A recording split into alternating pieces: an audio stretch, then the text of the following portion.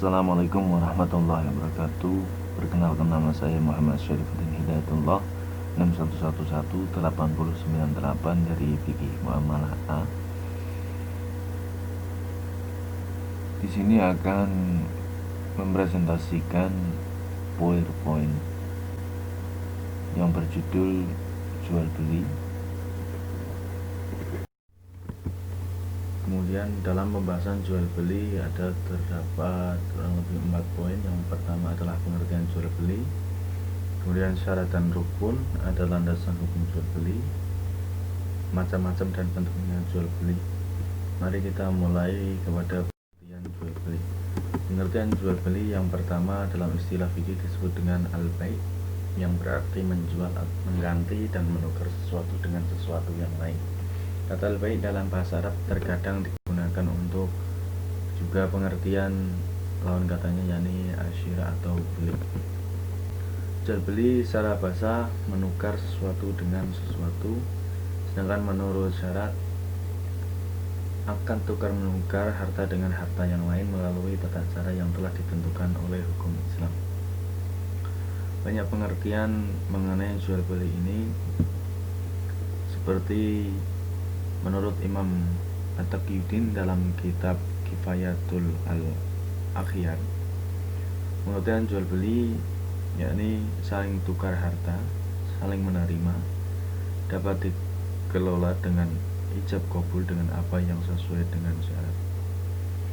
Kemudian menurut Syekh Zakaria Al-Ansori dalam kitabnya Fatih Al-Wahhab, pengertian jual beli adalah tukar menukar benda lain dengan cara yang khusus dibolehkan.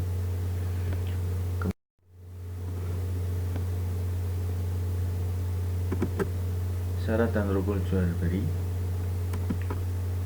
Rukun yang pertama yakni akid atau pihak yang bertransaksi, kemudian maukun alaih mencakup barang yang dijual dan juga harganya. Kemudian yang ketiga siqat atau ucapan ijab kabul serah terima dari penjual dan pembeli tersebut. Kemudian ada syarat jual beli. Yang pertama antara penjual dan pembeli. Yang pertama berakal, yang kedua kehendak sendiri, tidak mubadzir, dan yang terakhir baligh atau dewasa. Berakal dalam arti mampu membedakan mana yang baik dan yang buruk. Dalam hal ini orang gila tidak termasuk di dalamnya atau tidak sah jual belinya. Kemudian kehendak sendiri bukan dipaksa atau keterangannya itu seperti di dalam makalah, yaitu tentang suka sama suka atau saling membutuhkannya. Kemudian tidak mubadzir dalam arti pemboros, sebab orang yang mubadzir itu di tangan walinya, sedangkan dalam jual beli itu harus barang milik sendiri. Contohnya seperti seorang anak, kebetulan orang tuanya kaya, kemudian anak tersebut mempunyai sifat pemboros. Dalam hal itu jual belinya itu harta yang dikeluarkan itu adalah milik wali, bukan barang milik sendiri.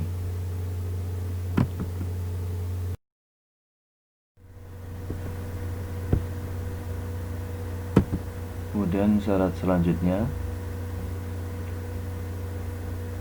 syarat barang yang diperjualbelikan. Yang pertama adalah suci. Suci di sini dalam arti barang tidak najis, karena kalau barang najis tidak sah dijual belikan, dan tidak boleh dijadikan uang untuk dibelikan, seperti kulit binatang atau bangkai yang belum disamak, kulit hewan itu ya yang disamak. Kemudian ada manfaatnya. Tidak boleh sesuatu yang tidak ada manfaatnya, atau dilarang pula mengambil tukarannya, karena hal itu termasuk dalam arti menyanyiakan atau memboroskan. harta yang terlarang maksudnya. Barang tersebut diketahui oleh si penjual dan pembeli baik dari zat bentuk, kadar ukuran dan sifat-sifat lainnya. Kemudian syarat yang ketiga adalah sigat atau ucapan serah terima dalam jual beli. Ijab kabul dapat dilakukan dengan kata-kata penyerahan dan juga penerimaan, atau dapat juga berbentuk tulisan seperti faktur, kwitansi atau nota dan lain sebagainya.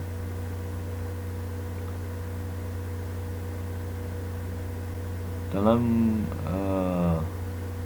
sigot atau ucapan serah terima ini boleh berbentuk dengan tulisan karena untuk mempermudahkan bagi orang-orang yang mempunyai disabilitas atau kekurangan seperti tidak bisa berbicara atau berbicaranya menggunakan bahasa isyarat. Jadi dalam hal ini bisa menggunakan jual beli yang berbentuk tulisan, faktur, nota dan segala macam seperti ini. Di dalam sigat serah terima ijab kabul jual beli, menurut ulama ada 3 syarat. Yang pertama, keadaan ijab dan kabul berhubungan. Artinya salah satu dari keduanya pantas menjadi jawaban dari yang lain dan belum berselang lama. Syarat yang kedua, makna keduanya hendaklah mufakat atau sama, setuju, walau lafaz keduanya berlainan, berbeda dalam pengungkapannya namun artinya sama. Dan yang ketiga, keduanya tidak disangkutkan dengan urusan yang lain, seperti katanya, kalau saya jadi pergi, saya jual barang ini sekian. Tidak berwaktu, sebab jual beli berwaktu seperti sebulan atau setahun ini tidak sah. Itu. Dan syarat yang keempat, dari harga yang disepakati oleh kedua belah pihak. Yang pertama, yang kedua, jika barter sejenis dan berbeda. Ketiga, harga boleh diserahkan ketika akad atau setelah akad. Kemudian landasan hukum jual beli di dalam Al-Quran surat An-Nisa ayat 29 yang berbunyi, A'udzubillahi minasyaitonirrajim, Bismillahirrahmanirrahim, Ya ayyuhalladzina amanu la ta'kuluna amwalakum bainakum bil batil illa an takuna tijaratan an taradi minkum wa la taqtulu anfusakum innallaha kana bikum rahima. Hai orang-orang yang beriman, janganlah kamu saling memakan harta sesamamu dengan jalan yang batil, kecuali dengan jalan perniagaan yang berlaku dengan suka sama suka di antara kamu. Dan janganlah kamu membunuh dirimu, sesungguhnya Allah Maha Penyayang kepadamu. Kemudian terdapat pula di dalam Quran surat Al-Baqarah ayat 275 yang berbunyi, A'udzubillahi minasyaitonirrajim, wa ahalallahu al-bai'a wa harrama riba. Padahal Allah telah menghalalkan jual beli dan mengharamkan riba. Al-Alamah As-Sa'dali mengatakan bahwa di dalam jual beli terdapat manfaat dan urgensi sosial. Apabila diharamkan maka akan menimbulkan berbagai kerugian. Berdasarkan hal ini, seluruh transaksi jual beli yang dilaksanakan manusia hukum asalnya adalah halal, kecuali terdapat dalil yang melarang transaksi tersebut. Seperti contoh, pada dasarnya minuman itu halal,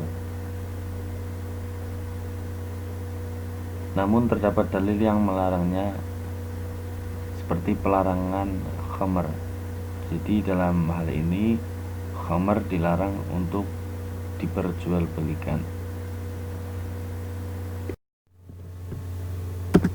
Kemudian ada macam-macam jual beli. Yang pertama, baik sahihah, yaitu akad jual beli yang telah memenuhi syarat dan rukunnya, seperti jual beli barang yang terlihat secara jelas dan ada di tempat terjadinya transaksi. Kemudian jual beli barang yang pesanan yang lazim dikenal dengan istilah dengan akad salam. Kemudian jual beli emas atau perak baik sejenis atau tidak, baik saf dan seterusnya. Kemudian baik fasidah, yaitu akad jual yang memenuhi salah satu atau seluruh syarat dan rukunnya, seperti jual beli sistem ijon. Itu dalam syarat dan rukunnya sebagian sudah terpenuhi, tetapi ada syarat dan rukun salah satunya tidak terpenuhi. Kemudian contoh lain, jual beli barang haram, seperti tadi minuman itu pada dasarnya itu halal, namun karena haram yang menghalangi untuk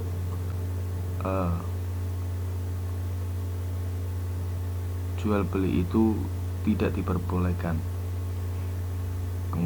Kemudian contoh selanjutnya, jual beli anak binatang yang masih ada di dalam kandungan induknya dan seterusnya, karena menjual barang anak binatang maksudnya yang masih ada di dalam kandungan itu tidak belum tentu kejelasannya. Jadi dari kedua belah pihak pun tidak mengetahui secara pasti. Kemudian yang tiga, jual beli berdasarkan pertukarannya. Contohnya jual beli saham, jual beli melalui pesanan, yakni jual beli dengan cara menyerahkan terlebih dahulu uang muka, kemudian barangnya diantar belakangan.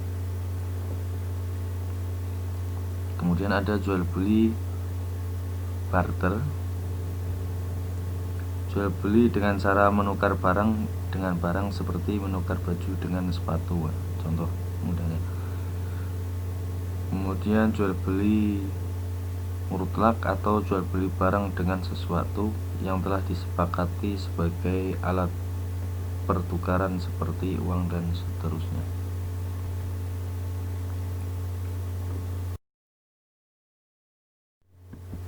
Demikian presentasi hari ini, semoga bermanfaat, kurang lebihnya mohon maaf. Sekian dan terima kasih. Wassalamualaikum warahmatullahi wabarakatuh.